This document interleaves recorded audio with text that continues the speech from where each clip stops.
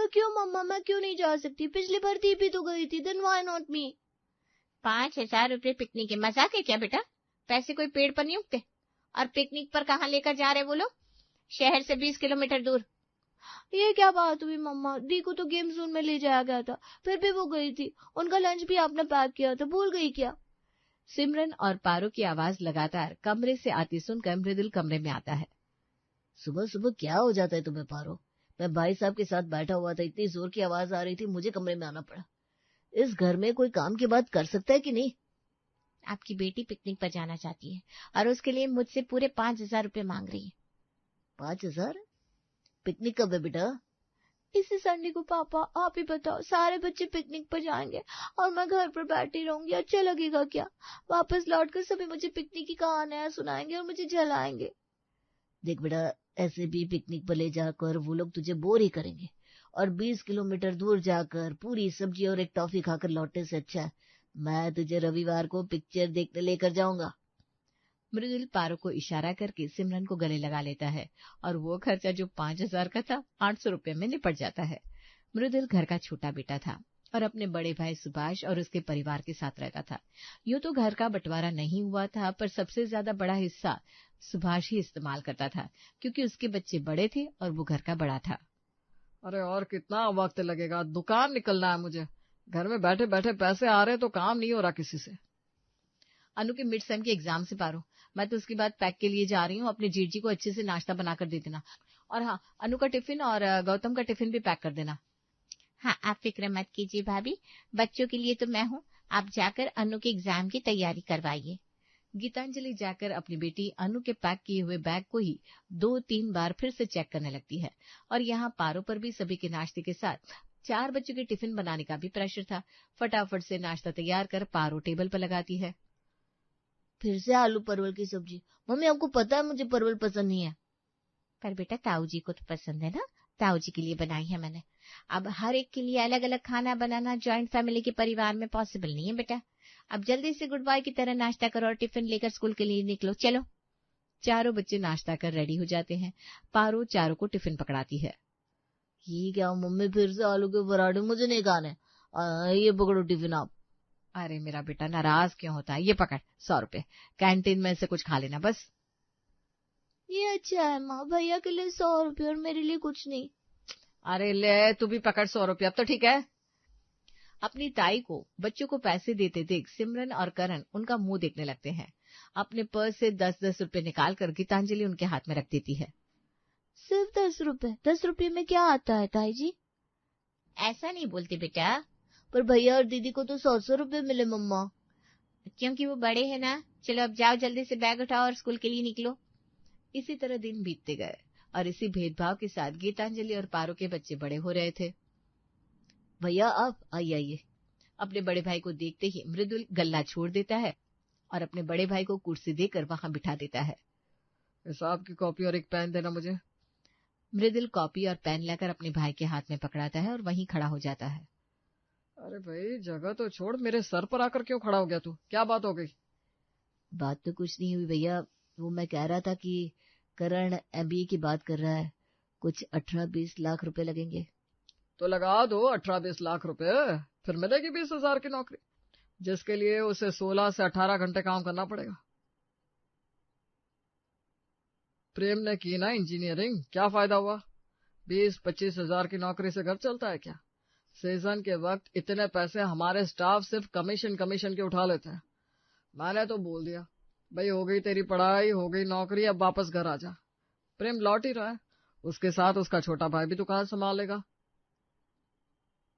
कभी भी अपने बच्चे और मेरे बच्चों में फर्क नहीं किया भैया ने।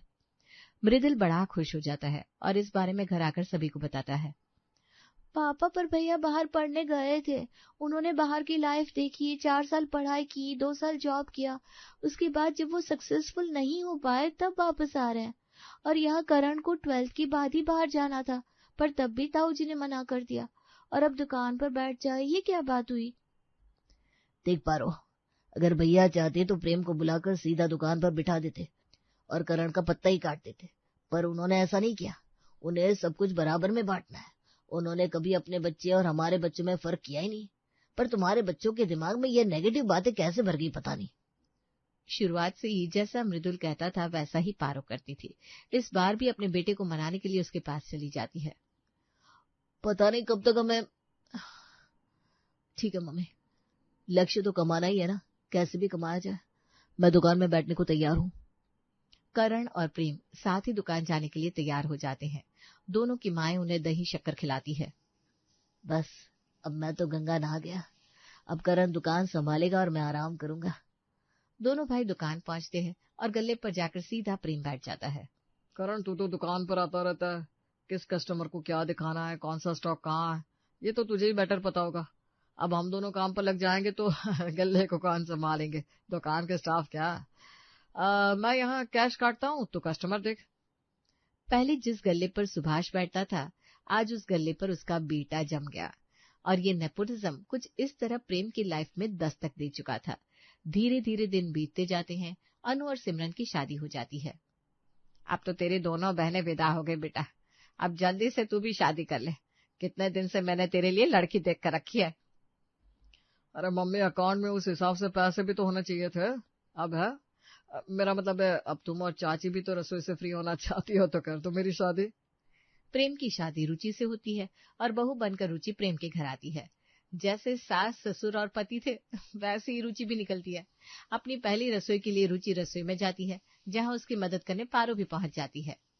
अरे नहीं नहीं बेटा, ऐसे नहीं बनती खीर, बताओ दूध फट ही जाता। अभी लाओ मैं बताती हूँ कैसे करना है। पारो की बातें रुचि से बर्दाश्त नहीं होती और वो तमाते हुए अपने कमरे में चली जाती है। दहेज दिया है मैंने, कोई मुफ्त में नहीं आई हूँ यहाँ जो तुम्हारी चाची मेरे सर पर खड़ी होकर मुझे हिदायतें दे रही है। अरे अरे डार्लिंग, क्या हो गया। अरे मैं गई थी रसोई में पहली रसोई की तैयारी करने, मम्मी जी तो आई नहीं मुझे कुछ समझाने के लिए, पर तुम्हारी चाची जी से रहा नहीं गया, मुंह उठाकर आ गई। यहाँ कहीं कोई गोलमाल तो नहीं हो रहा। गोलमाल कैसा। अरे इतनी उंगली वही करता है जिसके पास घर का ज्यादा हिस्सा होता है। कहीं पापा जी ने मेरे पापा को जो बताया था वो झूठ तो नहीं था। अरे नहीं बाबा, इस घर में पापा की ही चलती है। पापा की चलेगी तो बेटे की तो चलनी है। और दुकान पर आकर भी तुम देख सकती हो गले पर तुम्हारा पति बैठता है। ओ करण तो बस यहाँ वहां बाहर जाकर तकादा लेना और कस्टमर को हैंडल करना यही करता है, वही स्टाफ मैनेजर वाले काम। गुड, ऐसा रहना भी चाहिए। 40 लाख रुपए दहेज के ऐसे ही मेरे पापा ने नहीं दिए तुम्हें। पहले रसोई में क्या बनेगा क्या नहीं बनेगा ये गीतांजलि तय करती थी और अब इसकी कमान रुचि के हाथ में आ गई थी। एक रोज जब पारो रसोई में हलवा बना रही थी, रुचि वहां आती है। हरी चाचा जी, गैस बंद करो, मुझे तो उल्टी हो जाएगी। क्या बना रहे हो आप, किसके लिए, कौन खाता है ये, इस घर में इतना ऑयली और मीठा खाना। अरे बेटा वो क्या है ना, सिमरन का कॉल आया था, दोपहर तक पहुंचती होगी, उसे हलवे का बड़ा शौक है, उसी के लिए बना रही हूँ। अरे तो उसके लिए बाहर से कुछ मीठा मंगवा लेती है आप चाची जी, बेकार में इतना बड़ा घी का डब्बा भी यूज कर लिया आपने, और इसके पीछे अब गैस भी वेस्ट होगी। मेरा मतलब है सिमरन दीदी मेरी भी तो कुछ लगती है ना, मैं उनके लिए मीठा मंगवा दूंगी, आप बाहर चलिए। पर सिमरन के आने के बाद कहाँ कुछ ऐसा होने वाला था। सिमरन का मुंह देखते ही रुचि तो अपने कमरे में आराम करने चली जाती है। कब समझोगी मम्मी तुम, अनु दीदी की शादी इंजीनियर से कराई गई और मेरे एक बिजनेसमैन से जिसके सर पर पहले से 30 लाख का कर्जा था। वैसे इसमें गलती ताऊजी की नहीं है, सब कुछ ताऊजी के सर पर छोड़ देंगे पापा तो यही होगा ना। अरे बेटा पर तेरे दादाजी की बात, गल्ला तो तेरे बड़े पापा ने ही संभाला, अब ऐसे में घर के बड़े तो वही है ना, सभी अब खुद को बड़ा समझने लगेंगे तो घर तो बिखर जाएगा। शाम को भाई और पापा चाय नाश्ते के लिए घर आएंगे ना, तब मैं बात कर लूंगी उनसे। पापा ने मेरे साथ तो गलत होने दिया, पर मैं करण के साथ गलत नहीं होने दूंगी। शाम को थका हारा मृदुल घर आता है। तू भी ना पापा की तरह आंख पर पट्टी बांधकर बैठा है, ये तुझे दिख नहीं रहा है। भैया ने खुद तो शादी कर ली और बच्चा भी प्लान कर रहे हैं, पर तुम्हारी शादी के बारे में इस घर में कोई नहीं सोचता, और कोई तुमसे शादी करेगा भी। ऐसा क्या है तुम्हारा इस घर में। मुझे तो सब दिख रहा है दीदी, पर पापा के आगे मैं क्या बोलूं। ये लो, इसी चीज का डर था मुझे। बचपन से तो हम दोनों के साथ ऐसे ही पार्शियलिटी की गई, और अब हमारे बच्चों को ये सब झेलना पड़ेगा। तुम्हें पता है ऐसे घर में शादी होकर गई हूं मैं, मेरा पति मेरे बच्चों की तबीयत खराब होने पर सबसे पहले हाथ उठाकर खड़ा हो जाता है, तब क्या बीतती होगी मुझ पर। अनु दीदी को तो ताई जी ने फैशन डिजाइनिंग का कोर्स करवाया था, मैंने तो ऐसी कोई पढ़ाई भी नहीं कर रखी कि मैं जॉब करके अपने बच्चों का पेट भर सकूं। तुम तो प्लीज सब कुछ पेपर में क्लियर रखो, वरना लास्ट में हाथ में कटोरा ही बचेगा। खुद के साथ तो हम फिर भी गलत होता बर्दाश्त कर सकते, पर बच्चों के साथ होता गलत तुम बर्दाश्त नहीं कर पाओगे। पर नहीं, तुम्हारी तो शादी भी नहीं होने देगी ना भाभी। निक्की तैयार है दीदी, उसे सब कुछ पता है। मैं आपको उससे मिलवाने वाला था। हे भगवान, किसी लड़की की किस्मत ना फूट जाए तुम्हारे पीछे। तुम तो बोलोगे नहीं, अगर वो भी सीधी निकली तब तो गई भैंस पानी में। सिमरन जाकर निक्की से मिलती है और निक्की और करण की बात सभी के सामने रखती है। अरे पर इतनी हड़बड़ी क्या है तुझे शादी करने की? तू तो पहले बड़ा पढ़ाकू बनता था। वही तो बात है ना भैया, पढ़ने ही कहाँ दिया भैया को। वैसे भी निक्की के घर वालों को सब पता चल चुका है। उन्होंने कह दिया है अगर ये शादी नहीं हुई तो वो केस कर देंगे हमारी दुकान पर, क्योंकि कस्टमर बनकर निक्की पहली बार दुकान पर ही तो आई थी और वहीं इन दोनों की मुलाकात हुई थी। अब आप देख लीजिए। सभी को झूठ मूठ की कहानी सुनाकर सिमरन अपने भाई की शादी करवा देती है और निक्की बहू बनकर पारो के घर आ जाती है। पग फेरे की रस्म कर जैसे ही निक्की और करण घर के अंदर आते हैं। अरे मेरी कुर्सी पर कैसे बैठ गया तू? उधर जाकर बैठ। शादी होते ही दिमाग कमजोर हो गया क्या बेटा? भूल गया डाइनिंग टेबल के इस चेयर पर पहले तुम्हारे बड़े पापा बैठते थे, अब तुम्हारा बड़ा भाई बैठेगा। हाँ, वो क्या है ना, बाकी टेबल्स ऑक्यूपाइड थे तो मैं यहाँ बैठ गया, अभी हट जाता हूँ। निक्की ये सब देखकर हैरान थी, पर ये तो अभी शुरुआत ही थी। एक रोज निक्की अपने दुकान पर जेठ और पति के लिए टिफिन लेकर जाती है और एक डेटर के साथ प्रेम की बातें सुन लेती है। अरे तू डिस्काउंट की बोल रहा है भाई? ये दोस्त है तू मेरा। 10 लाख नहीं, चल 8 लाख में डन कर। ऐसे भी देख, 1 साल पुराना कर्जा है, कहीं और से तूने इतने पैसे की उधारी ली होती तो वो तो तुझे जेल ही पहुंचा देता। ठीक है, मैं दे देता हूँ। एक बार करण को बुला देते तो बात क्लियर हो जाती। अरे कर देना गलत बात आपने। ये अपनी तो दुकान है, दादाजी के बाद सब कुछ पापा ने ही संभाला है। अब सब कुछ पापा का है, यानी कि मेरा है। चाचा चाची तो हमारे एहसान तले यहाँ रह रहे हैं। यानी शादी के वक्त सिमरन दीदी ने जो हिदायत दी थी मुझे वो बिल्कुल सही थी। निक्की उल्टे पांव घर लौट जाती है और अपनी माँ को कॉल लगाती है। यहाँ करण की कोई इज्जत ही नहीं है मम्मी, पापा जी के हिस्से में कुछ भी नहीं है, सब कुछ ताऊ जी का है। ऐसे हिम्मत हारने से कुछ नहीं होता बेटा। द्वापर युग में भी जब कौरवों ने पांडवों का हक छीना था, तब कृष्ण ने उनका राज्य और इज्जत बचाई थी। समझ ले, तेरे पति के जीवन में कृष्ण तू ही है। अपने हिस्से के लिए तुझे लड़ना ही पड़ेगा। और निक्की हो जाती है तैयार अपने उस हिस्से के लिए खड़ी होने जो आज तक उसके ससुर और पति को नहीं मिला था। रात को अपने कमरे में निक्की करण से सारी बातें पूछती है। तो शुरू से ही ताऊजी बड़े तेज थे? हाँ, और वो तो अच्छी खासी सैलरी भी कमाते थे।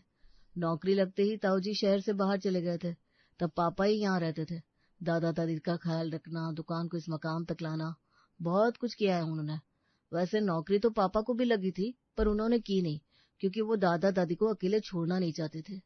पहले तो साइकिल पर माल रखकर भी बेचना पड़ता था पापा को। फिर धीरे धीरे वक्त बदलता गया और हमने दुकान ले ली। धीरे धीरे वक्त के साथ ताऊजी को समझ में आया कि उन्हें नौकरी नहीं करनी, और बस वो वापस आ गए। बड़े थे तो सीधा गल्ला उन्होंने पकड़ लिया और फिर वो गल्ला उनका ही होकर रह गया। किसके लिए कितना हिस्सा है इस बारे में दादाजी ने कभी बताया नहीं, ना पापा ने कभी पूछा, और बस मान लिया कि सब कुछ अब ताऊजी का है क्योंकि वो बड़े थे। पर जब मैं और भैया दुकान में आए तो वो सीट जो ताऊजी ने दादाजी के बाद ली थी वो प्रेम भैया को मिल गई। मतलब ऑन पेपर्स किसके हिस्से में क्या है ये किसी को नहीं पता। मे बी ताऊजी को पता हो पर तुम लोगों को नहीं। मान लो दादाजी पापा के नाम कुछ नहीं करके गए होंगे, पर अभी भी हम ताऊजी के एहसान पर पल रहे हैं जैसा कि वो सभी को बताते हैं। उस हिसाब से तो ये चीज सामने क्यों ना देख ली जाए, क्योंकि मेरे हिसाब से ऐसा हो ही नहीं सकता। जिस बेटे ने नौकरी ना करके माँ बाप के साथ वक्त बिताया हो उसके नाम पर कुछ ना हो, ये एक मजाक ही हो सकता है। अरे यार निकी, पहले ऐसा ही होता था। घर के बड़े मेंबर के हाथ में सभी बच्चों की लाइफ के डिसीजन सौंप दिए जाते थे। तुम्हें शर्म आती है ना अपना ताऊजी के सामने मुंह खोलने में, अपने पापा से बात करने में, पर मैं नहीं शर्मा सकती। आगे जाकर हमारा जो बच्चा होगा उसे भी तो ये सब झेलना पड़ेगा। किसके भरोसे पैदा करूंगी उसे? आज तो मैं ताऊजी से इस बारे में बात करके रहूंगी। और रात को खाने की टेबल पर सभी को खाने के साथ ये मसाला भी निक्की परोस देती है। समझ में भी आ रहा है बहू तुम क्या कह रही हो? मैंने गलत क्या कह दिया ताई जी? हो सकता है घर के पेपर ताऊजी के पास भी ना हो। अगर नहीं है तो मैं अपने लॉयर से बात करके अभी कोर्ट से घर की पेपर निकलवा देती हूँ। अगर दादाजी ने कोई विल बनाई होगी तो वो भी निकल जाएगी, और अगर ऐसे नहीं है तो सब कुछ 50-50 डिवाइड हो जाएगा। वो क्या है ना, ताऊजी भले मेरे सास ससुर और मेरे पति को इस घर में हिस्सा ना देना चाहे, पर मुझे तो अपना हिस्सा चाहिए। अपने ताया ससुर के भरोसे मैं अपने बच्चे को जन्म नहीं दे सकती। अपने छोटे भाई की बहू के मुंह से ऐसे तीखे शब्द सुनकर सुभाष का तो पसीना ही छूट जाता है और वो सारे दांव पे चलाना शुरू कर देता है कि कैसे 10-15 लाख रुपए करण को देकर इस मैटर को सुलटा दिया जाए। पर निक्की ने तो इस बार ठान लिया था, आर्या पार। जैसे ही घर और प्रॉपर्टी के पेपर्स निकलते हैं तो पता चलता है रतनलाल जी ने अपने छोटे बेटे को अपनी जायदाद का 70% हिस्सा दिया और बड़े को 30%, क्योंकि सुभाष कमाने में सक्षम है और नौकरी कर खा सकता है। रतन वस्त्रालय मेरे छोटे बेटे ने खड़ी की थी। मेरे और मेरी धर्मपत्नी के बुरे वक्त में वही साथ था। उसके भोलेपन और सीधे मन को ध्यान में रखते हुए मैंने पूरे होशो हवास में ये फैसला किया है। यही लिखा है। सुभाष, गीतांजलि और बाकी सभी के तो होश उड़ जाते हैं और निक्की अपना हिस्सा ले ही लेती है।